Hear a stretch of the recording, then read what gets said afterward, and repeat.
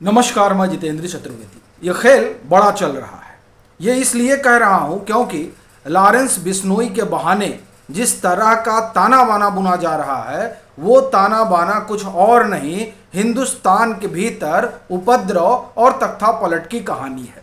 ये क्यों कह रहा हूं उसे सिलसिलेवार तरीके से बताऊंगा। चूंकि ये जो लॉरेंस बिश्नोई वाला सवाल उठा है ये महज आप एक तरह से कहें कि वो जो चेन ऑफ इवेंट चल रही है उसका एक हिस्सा है। इसके पहले कई घटनाएं घटी हैं और घट रही हैं। उसी में आप चंदा चोरी वाले मसले को लेकर जो मुहिम चलाई जा रही है उसको भी जोड़िए, उसके साथ ही साथ मैथ्यू वान डाइक को भी जोड़िए, जिसे अभी कुछ महीने पहले एनआईए ने दबोचा था। कहां से? नॉर्थ ईस्ट से। फिर इसमें पश्चिम बंगाल की जो बीजेपी की जीत है उसको भी शुमार करिए, और ईरान जब क्राइसिस चल रहा था उस क्राइसिस के जरिए किस तरह से हिंदुस्तान की एनर्जी पर मोनोपोली करने का एक तरीका था उसको भी इसका हिस्सा बनाइएगा। तब एक बड़ी तस्वीर उभर कर आएगी कि आखिर में ये क्यों कहा जा रहा है कि दरअसल ये कोई संयोग नहीं है, ये सीधा सीधा नरेंद्र मोदी की अगुवाई वाली सरकार को बेदखल करने की एक कवायद है। ये कहने का जो कारण है उसका आप एक तरह से कहें कि उस किस्से को शुरू करते हैं बिश्नोई से ही। बिश्नोई के जो है तकरीबन 50 ठिकानों पर छापामारी की है एफबीआई ने। किस मामले में छापेमारी की है? निज्जर वाले मसले में, जो निज्जर की हत्या हुई उस मामले में। ये वो मामला है जिसमें कनाडा की सरकार कह रही है कि भारत की कोई भूमिका नहीं है। उस मामले में यानी जिसका नागरिक था, जहां ये पूरा कांड हुआ, वो देश कह रहा है कि नहीं भारत की कोई भूमिका नहीं है, लेकिन अमेरिका कह रहा नहीं भारत की भूमिका है। कैसे नहीं है? ये जो बिश्नोई है, इस बिश्नोई की भूमिका है। अब सवाल यह है कि इसके जरिए ये जो ताकतें हैं वो करना क्या चाह रही हैं। ये लॉरेंस बिश्नोई का चैप्टर खोला क्यों गया? इस चैप्टर के पीछे की क्या कहानी है? वो कौन से लोग हैं जो परेशान हैं इस बात को लेकर कि भारत उनके साथ डिफेंस डील क्यों नहीं कर रहा है? देखिए, ये जो पूरा घटनाक्रम है ये घटनाक्रम असाधारण है।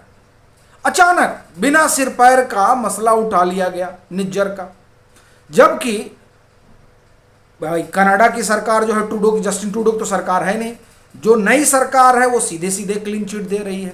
इसका कैच देखिए, ये बहुत बड़ा आप एक तरह से कहें कि खेल चल रहा है, गेम चल रहा है। ये जो निज्जर वाला मसला है इसमें जब घेरेबंदी शुरू की थी कनाडा ने तो उसने केंद्रीय गृह मंत्री अमित शाह को भी लपेटा था और अजीत डोभाल को भी लपेटा था। उसने तो क्लीन चिट दे दिया है, लेकिन इस मसले को फिर से उठाकर ये जो ताकतें हैं, ये जो आप ये कहा एक तरह से कहा जाए कि अमेरिकी ताकतें हैं, वो क्या करना चाहती हैं, ये बड़ा सवाल है।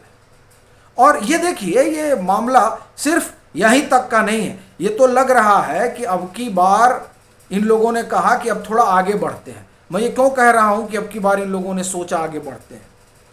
देखिए, बहुत पीछे नहीं जाऊंगा। 2024 से कोशिश लगातार चल रही है और ये बात किसी से छिपी नहीं है कि इस अल्पमत की सरकार को गिराने की भरपूर कोशिश हुई है। अब इस साजिश को और इस षड्यंत्र को बाकायदे केंद्रीय गृह मंत्री अमित शाह समझ रहे हैं, अजीत डोभाल समझ रहे हैं।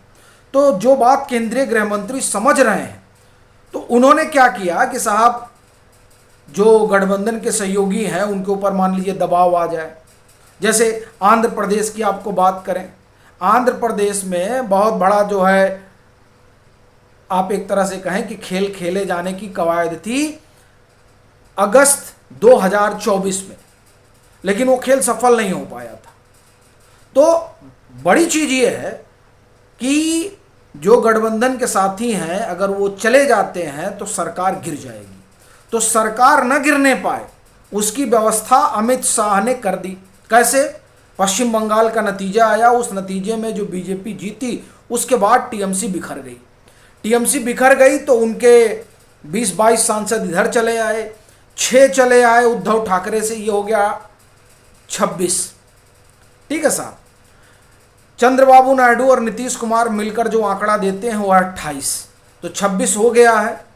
5, 6, 7 और आ रहे हैं किधर से, जो शरद पवार का गुट है वहां से। ये मैं क्यों कह रहा हूं, ये इसलिए कह रहा हूं चूंकि कहा जा रहा है कि जयंत पाटिल और विनोद तावड़े की मुलाकात हुई है। कहना यह है कि दरअसल अमित शाह ने गठबंधन वाली जो बीजेपी की सरकार है उस सरकार को 300-350 तक पहुंचा दिया है, और बीजेपी अकेले जो है वो बहुमत पर पहुंच जाए इसकी पूरी व्यवस्था कर दी है। ये बात सीधे तौर पर कौन देख रहा है, वो लोग देख रहे हैं जो इस सरकार को ये सोच रहे थे कि गिरा देंगे गठबंधन के सहयोगियों को हिलाकर।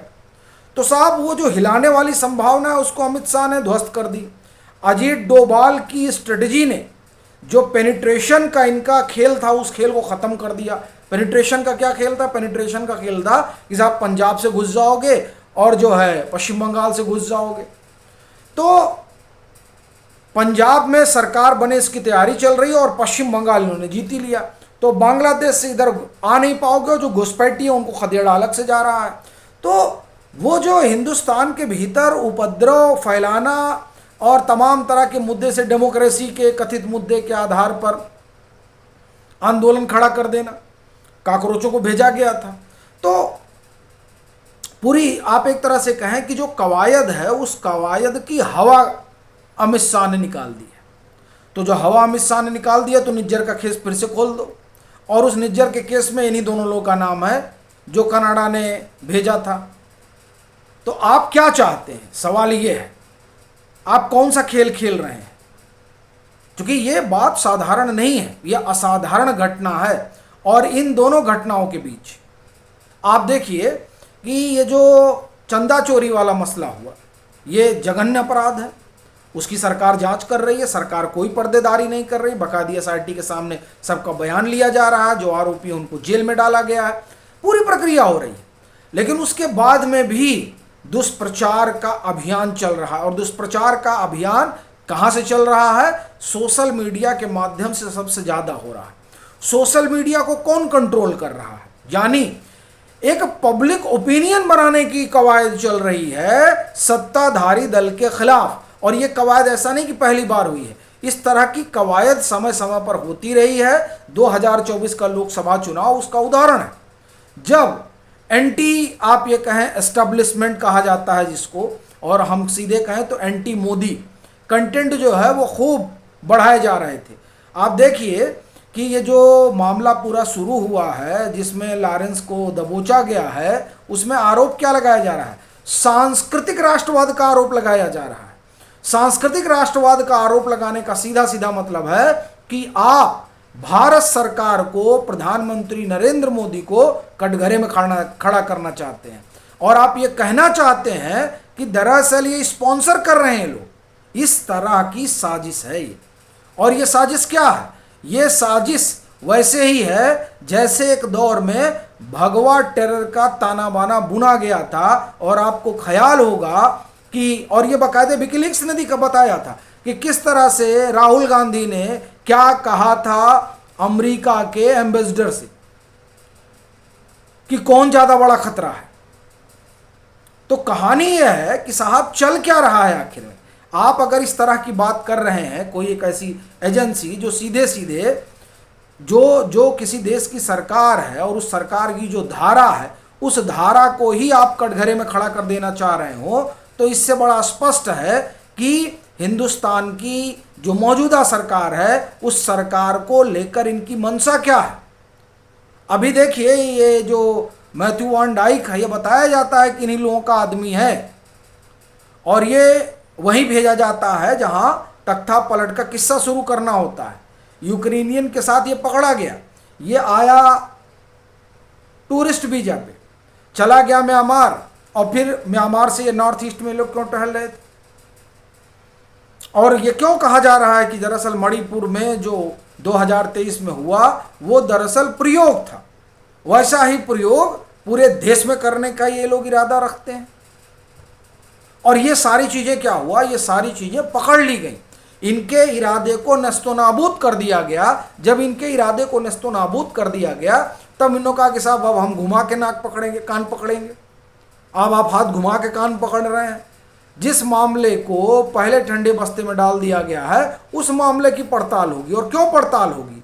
क्योंकि जो इन लोगों की पूरी स्ट्रेटजी रही है, जो इन लोगों की पूरी योजना रही है, उस योजना पर अगर कोई कुंडली मारकर बैठा है तो वो है केंद्रीय गृह मंत्री अमित शाह और आप कहें कि नरेंद्र मोदी के जेम्स बॉन्ड अजीत डोभाल।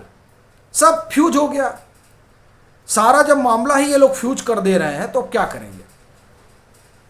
इनको लगा था कि जब ये ईरान क्राइसिस होगा तो तेल का संकट होगा, गैस का संकट होगा, उसको भारत में उपद्रव हो जाएगा। साफ तेल का और उसका सबका संकट जो हरदीप सिंह पुरी ने पूरा कर दिया। जब हरदीप सिंह पुरी इस पूरे आप एक तरह से कहें कि हिंदुस्तान के एनर्जी बास्केट को डाइवर्सिफाइड करने में लगे हुए थे, तब जो ऑयल लॉबी है पश्चिम की वो इसमें लगी हुई थी कैसे इसको हटाया जाए। हटा दोगे तभी तो ये डाइवर्सिफाइड नहीं कर पाएंगे। जब डाइवर्सिफाइड नहीं कर पाएंगे तब जो तेल को लेकर क्राइसिस क्रिएट होगा हिंदुस्तान के भीतर, उसके बाद जनता सड़कों पर आ जाएगी और इनको बाहर जाना पड़ेगा, इनको कुर्सी छोड़नी पड़ेगी। यानी हर कदम पर कोशिश हुई, वो चाहे तेल संकट रहा हो, चाहे अभी जो आप राम मंदिर का मसला देख रहे हैं ये रहा है, या अभी देखिए ये लॉरेंस बिश्नोई वाला मसला आ गया। यानी हर जगह क्राइसिस क्रिएट करने की कोशिश की गई ताकि पब्लिक ओपिनियन बदला जाए, सत्ताधारी दल के खिलाफ किया जाए। लेकिन बड़ी बात यह है कि जहां भी ये उस ओपिनियन के खिलाफ इन्होंने खड़ा करने की कोशिश की, वहां मोदी के सही मायने में हनुमान और जेम्स बॉन्ड आकर खड़े हो गए। यानी अमित शाह और अजीत डोभाल ने जिस तरह से इनके मंसूबों पर पानी फेरा है, और इनका मंसूबा क्या है? इनका मंसूबा सिर्फ एक है कि सरकार को आप साहब बेदखल करवा दो, इनके खिलाफ पब्लिक ओपिनियन क्रिएट कर दो। ये जो पूरा इनका ताना बाना है, उस ताने बाने में ये विफल रहे हैं, और जिन लोगों ने विफल किया है उनके खिलाफ ये साजिश है। तो ये जो लॉरेंस वाला मसला है वो मसला सीधे तौर पर उस साजिश से जुड़ा हुआ है जो ये नहीं कर पा रहे हैं। क्यों? क्योंकि गृह मंत्री और डोभाल साहब उसको विफल करा देते हैं। तो बेचारे ये सत्ता बदल नहीं पा रहे हैं। तो सत्ता बदल नहीं पा रहे हैं तो जो इनके मंसूबों पर पानी फिर रहा है पहले उसी पर हाथ डाला जाए। तो हाथ डालने का यही तरीका है निज्जर वाला। निज्जर वाले मामले खोलिए और फिर वही जो कनाडा ने किया था वही सब आप करिए। तो ये खेल इसका है। तो ये कोई संयोग नहीं है साहब, ये बड़ा प्रयोग है। बाकी आप लोगों की क्या राय है ज़रूर साझा करिएगा।